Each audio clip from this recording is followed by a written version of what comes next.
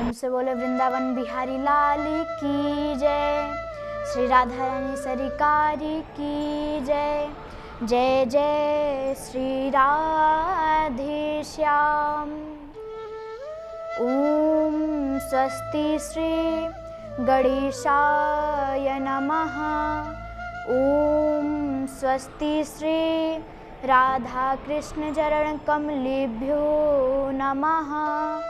ओम स्वस्ति श्री मातृपितृ चरण कमलेभ्यो नमः। ओम स्वस्ति श्री कुलदेवताभ्यो नमः। लंबोदरं परम सुंदरमेकदन्तं रक्तांबरं त्रिनयनं परमं पवित्रम् उद्याद्दिवाकरकरो ज्वलिकायकान्तं विघ्नेश्वरं सकलविघ्नहरं नमामि। नारायणं नमस्कृत्य नरं चैव नरोत्तमं देवीं सरस्वतीं व्यासं ततो जयमुदीरयेत्। राधे मेरी माँ तू है, पिता मेरो घनश्याम। इन दोनों के चरणों में मेरा बारंबार प्रणाम। परंपरात पर अखिलेश्वर आकारण करुणावर्णालय भक्ति वांछा कल्पतरु पीतांबरधारी श्री बांके बिहारी लाल जी के चरणों में इस बालिका का सादर प्रणाम। परम आराध्य लाडली वृषभानु नंदिनी किशोरी श्री राधा रानी जी के चरणों में इस बालिका का सादर प्रणाम। और आसपास के गांव से पधारे हुए बड़े बूढ़े बुजुर्ग, पिता दादा समान मेरे भाई बंधुओं और माता अनुसुईया के चरित्र को चरितार्थ करने वाली सभी मात शक्तियों को मेरा प्रेम भरा जय जय श्री राधे श्याम। आइए कथा में प्रवेश करते हैं। बंधुओं, आज वामन भगवान ने माता अदिति के गर्भ से जन्म लिया और माता अदिति के गर्भ से जन्म लेने के बाद सभी देवताओं ने कहा कि हे प्रभु, आप राजा बलि के यहाँ जाकर के भिक्षा मांगे। तो आज हमारे प्रभु जो है धीरे धीरे जा रहे हैं और कुछ लोगों से पूछा कि राजा बलि का यज्ञशाला कहाँ है। तो सभी ने कहा कि अगर हमने इसे राजा बलि का यज्ञशाला बता दिया तो राजा बलि इसे ज़्यादा धन दे देंगे, ज़्यादा भिक्षा दे देंगे, इसीलिए गलत रास्ता बता दिया। प्रभु ने सोचा कि मैं जिसको जीवन का रास्ता बताता हूँ वो मुझे आज गलत रास्ता बता रहे हैं। यह सोच कर के प्रभु जो है ये राजा बलि की यज्ञशाला की ओर जाने लगे और दूर से देख करके सैनिकों ने ये बात राजा बलि को बताई कि हमारे यहाँ सूर्य देव आ रहे हैं। तो किसी ने कहा कि अरे नहीं, चंद्र देव आ रहे हैं। तो किसी ने कहा कि अरे नहीं, स्वयं इंद्र आ रहे हैं।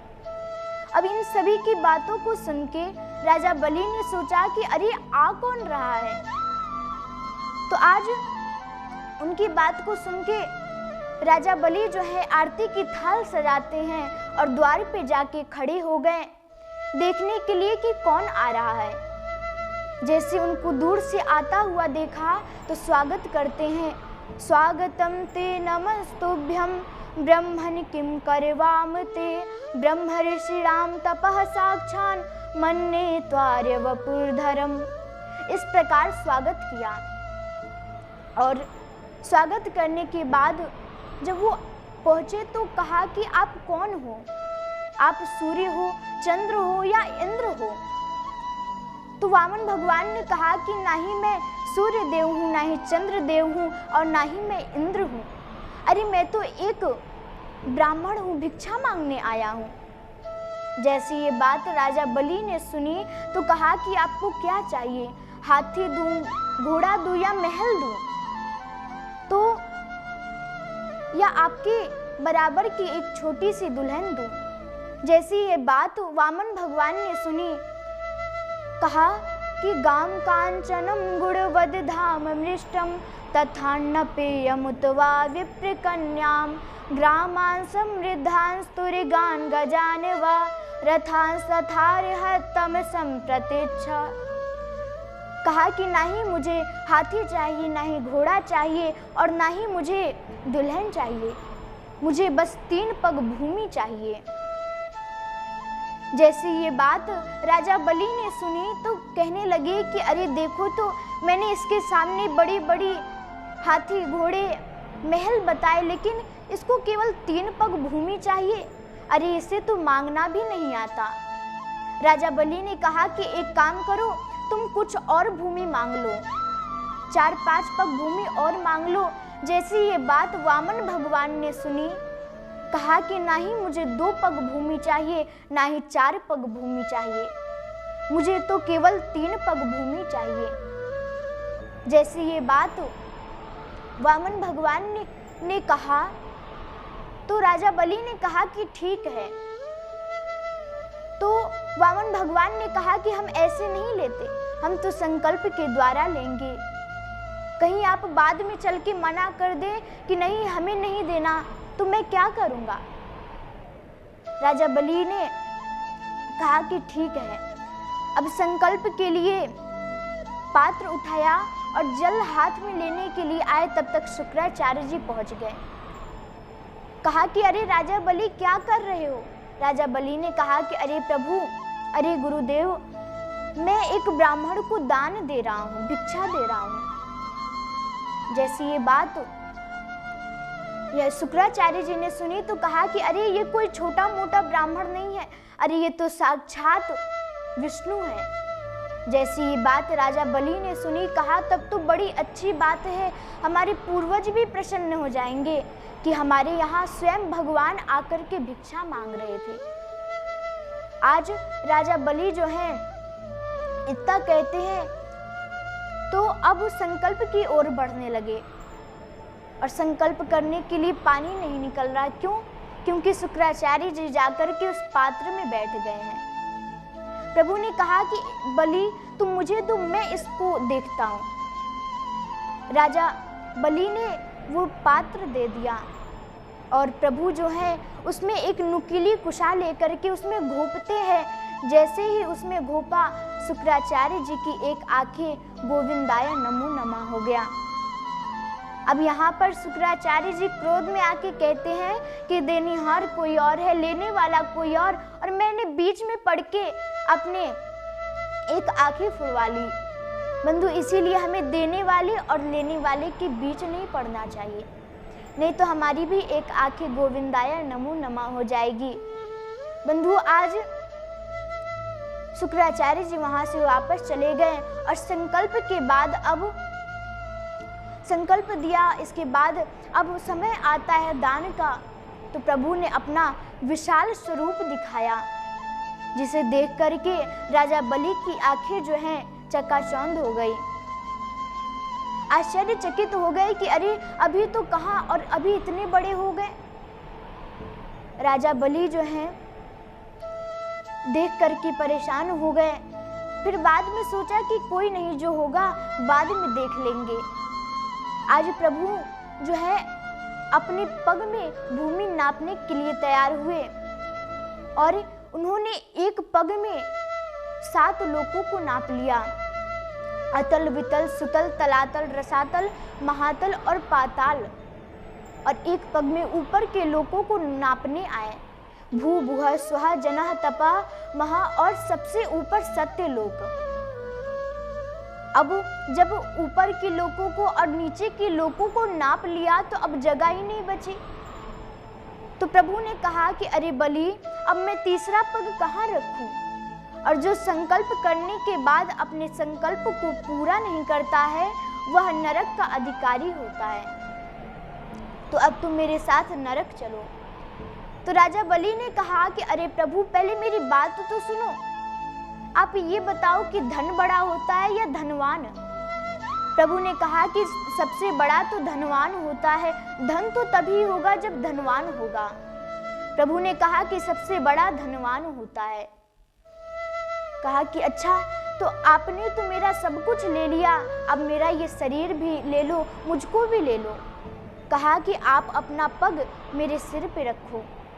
प्रभु ने अपना एक पग राजा बलि के सिर पे रखा और तीसरा पग पूरा किया। बंधुओं, और राजा बलि को नापने के बाद उन्हें वरुण फास में बांध दिया। जैसे ही ये सब देवी देवता देखे तो ब्रह्मा जी ब्रह्मलोक से आते हैं। अरे प्रभु, आप ये क्या कर रहे हैं? राजा बलि ने तो आपको सब कुछ दे दिया, अपने जीवन में कुछ भी नहीं छोड़ा, यहाँ तक अपने आप को दे दिया और आप उसे वरुण फास में बांधे। जैसे ये बात प्रभु ने सुना तो कहते हैं कि अरे ब्रह्मा, तुम बात को समझ नहीं पाए। अरे मैंने बलि को नहीं बांधा है, बलि ने तो मुझे अपने प्रेम में बांध लिया है।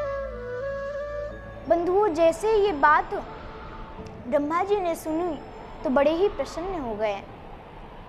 तभी वहां पर विंध्यावली आती। विंध्यावली कौन है? राजा बलि की पत्नी है। आज विंध्यावली आकर के प्रार्थना करती है कि हे प्रभु, आप मेरे स्वामी को छोड़ दीजिए। जैसे ये बात भगवान ने सुनी, तुरंत ही राजा बलि को छोड़ दिया और कहा कि हे बलि, जाकर के तुम सुतल लोक में रहो। बलि ने कहा कि ठीक है प्रभु, मैं सुतल लोक में ही रहूंगा, लेकिन मुझे आपसे कुछ वरदान चाहिए। प्रभु ने कहा कि बलि बताओ क्या चाहिए। बलि ने कहा कि हे प्रभु, मुझे वरदान चाहिए कि मैं जब चाहूं तब आपके दर्शन कर सकूं, मेरी आंखें झपके तब आपके दर्शन हो। प्रभु ने कहा कि ठीक है, मैं तुम्हें हर पल दर्शन देता रहूंगा। आज भी प्रभु जो है सुतल लोक में वामन दरवाजे हैं, हर द्वार पर प्रभु द्वारपाल बन के खड़े रहते हैं। अब प्रभु तो सुतल लोक चले गए, इधर वैकुंठ खाली हो गया। और जैसे वैकुंठ खाली हुआ, माता चिंतित हो गई, माता परेशान हो गई और बड़ी ही दुखी बैठी थी। अब वहीं पर नारद जी का आगमन होता है। नारद जी का आगमन हुआ। अरे देवी, आप इतनी चिंतित क्यों हो?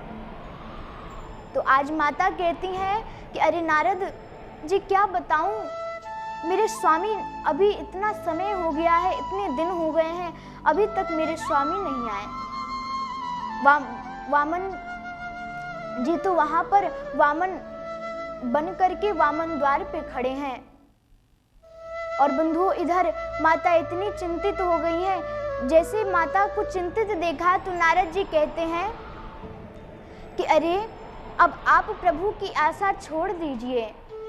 प्रभु तो उधर राजा बलि के द्वार पे खड़े द्वारपाल बने हैं, अब वो वापस नहीं आने वाले। जैसी ये बात माता ने सुनी तो कहा कि उनको वापस लाने का कोई तो उपाय होगा। तो कहा कि आप एक काम